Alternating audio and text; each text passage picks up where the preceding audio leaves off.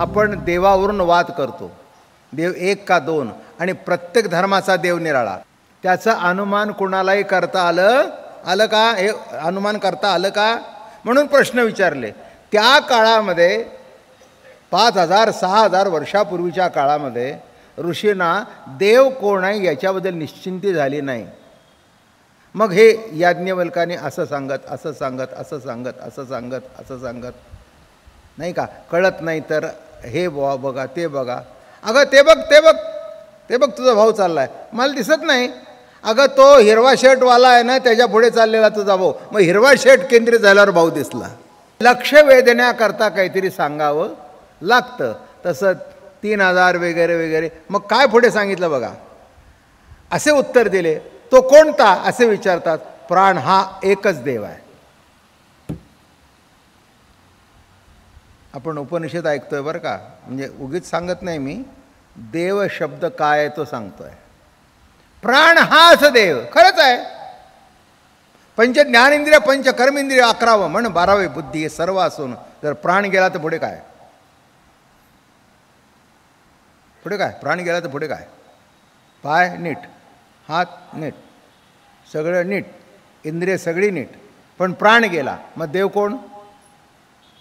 हे कौतुक बघण्यासारखं आहे. म्हणजे कसे पुढे सरकले. असे पूर्वीचे सर्व उत्तरे केवळ शाकल्याची बुद्धीची परीक्षा पाहण्यासाठी दिले. असे पाहून शेवटी एकच देव प्राण आहे असे सांगितले. पण शाकल्याचे समाधान झाले नाही. म्हणून याहून सूक्ष्म विचार उद्भूत झाला. वास्तविक प्राणास नियंता कोण आहे? आता कुठे आलं आपल्या तत्त्वज्ञानावर आलं. हा प्राण आहे, पण प्राणाचं नियमन करणारा कोण आहे? त्या शाकल्य ऋषीचं समाधान झालं नाही तिथे. नाही, प्राणदेव म्हणून संपलं नाही. त्याच्या मागे तुकोबारायचा उपनिषद सांगू का? चाले हे शरीर कोणाच्या सत्ते, कोण बोलविते हरी वीण, देखवी ऐकवी एक नारायण, तयाचे भजन चुको नका, माणसाची देव चालवी हंता, मीच एक करता, तुका म्हणे विठो भरला सवाई, तया उणे काही कुठे. मग कळलं? हे उपनिषद, हे तुको उपनिषद आहे, जे कलियुगामध्ये निर्माण झालं आहे. पण ते कोणतंही अंशभर कमी नाही. मग प्राणाचा नियंता कोणतरी असला पाहिजे ना, याच्या मागे कोणतरी असलाच पाहिजे ना.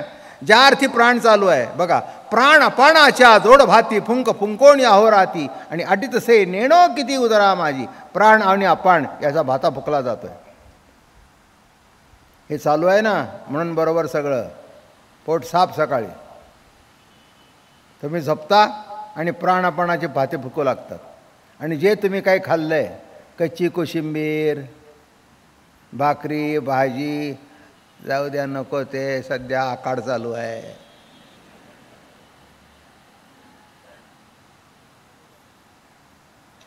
कठीण आहे नाही? माझ्या लक्षात नव्हते, आत्ता येताना पाठी विचारली, ते आकाड चालू आहे काय? तिथे बोर्ड बघितला मी, तेव्हा माझ्या लक्षात आलं. हां, काय आता मला काय म्हणजे, काल तर पेपरमध्ये कुठेतरी वाचलं, किती हजारो टन संपलं.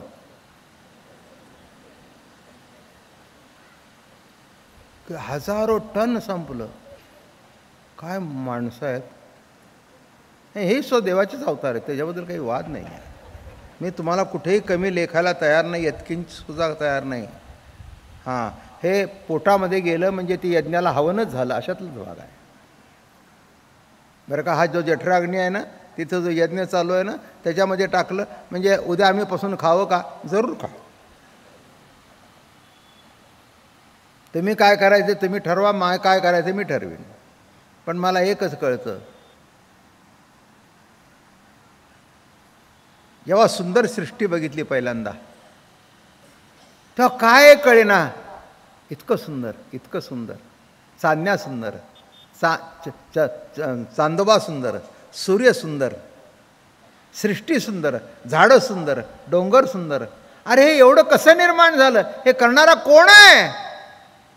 नदीचं पाणी वाहत आहे, खळ खळ खळ खळ आवाज येतोय. अरे काय आवाज आहे, काय संगीत आहे, हे कोण केलं? कोण? आणि म्हणून या ठिकाणी म्हणाले, प्राणाचा अखेरचा देव नसून त्या ठिकाणी शेवटी सर्व अंतरात्मा एकच आहे. सर्व अंतरात्मा तो मला स्पष्टपणे सांग. तो सर्वांतरात्मा कोणता? त्यावर याज्ञवल्काने असो यावरून प्राणशक्ती अधिष्ठान अंतरात्मा होय हे उघड आहे. प्राणशक्तीचा अधिष्ठान जो अंतरात्मा चालवितो, बोलवितो, खाववितो, पिववितो. याचे मी सुरुवातीच्या कार्यक्रमात टी व्हीच्या कार्यक्रमाला जेव्हा अर्थ सांगितला, चालवितो,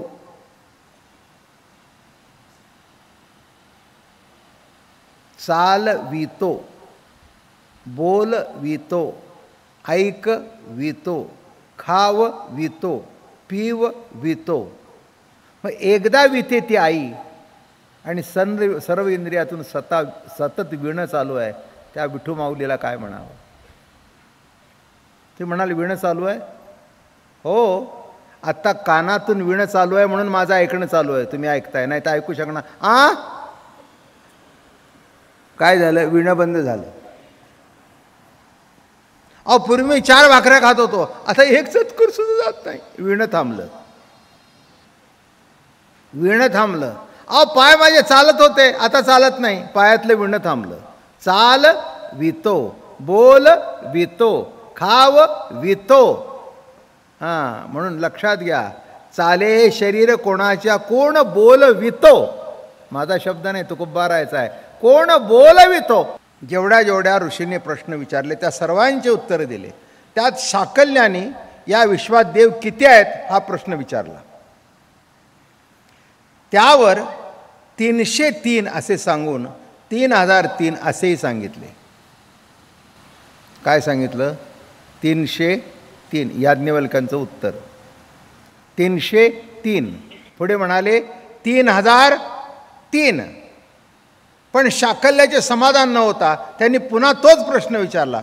ते म्हणले 33, म्हणाले 6, म्हणाले 3, मग म्हणाले 2, मग म्हणाले 1.5. आला का 1.5 दिवसाचा गणपती? काल मी जे बोललो, काय काय काय सांगितलं? देव किती? 1.5. काय म्हणजे हे गंमतच चालली होती. याज्ञवल्क महान ऋषी, देव किती? 1.5.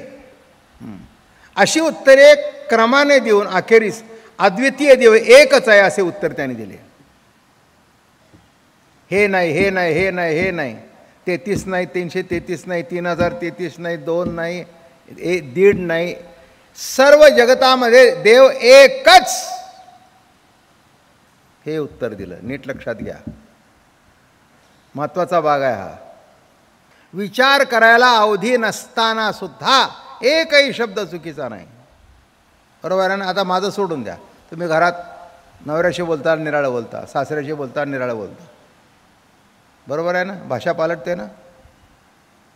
आधुनिक बाई असेल तर जरा गप्प बसणार आहे, मुलाला नाही.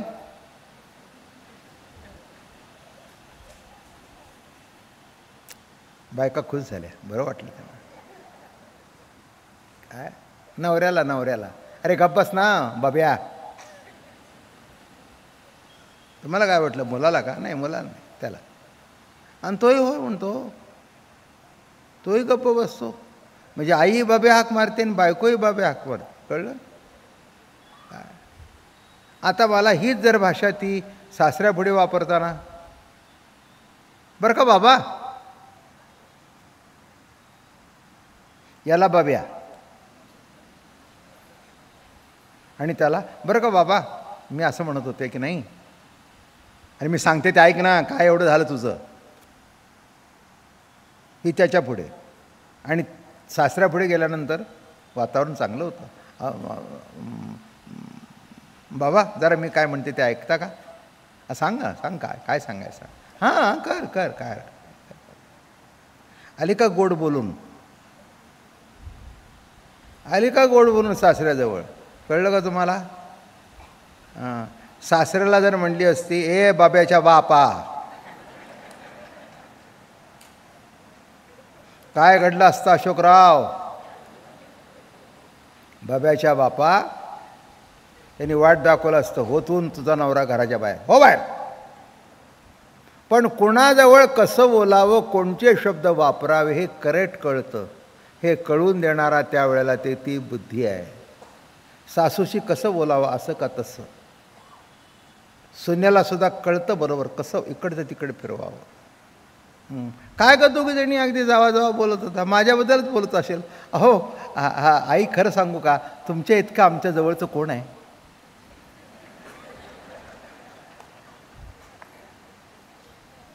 काय ग दोघी मेल्यानो नाटक्यात. नाही म्हणे आमचा विषय कॉमन आहे, तुम्हीच. कारण शिवाय देणारा तुम्हीच आहे, गोड बोलणारा तुम्हीच आहे, आणि आता उद्या दसरा आलाय, एक एक साडी घेऊन टाकणारा तुम्हीच आहे. आता माझं मलाच कळत नाही. मी बसलो आहे, काय लिखाण बिखाण करून आणलेलं नाही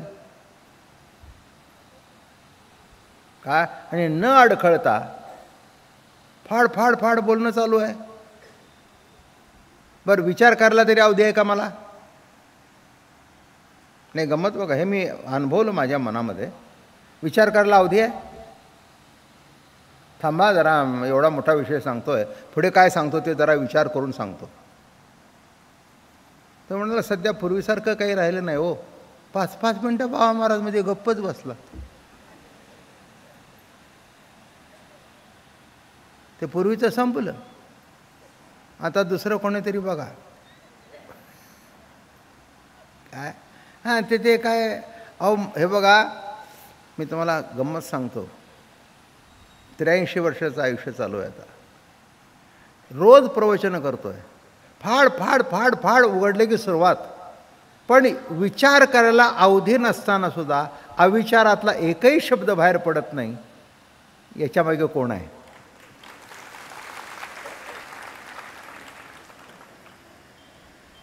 नाही का.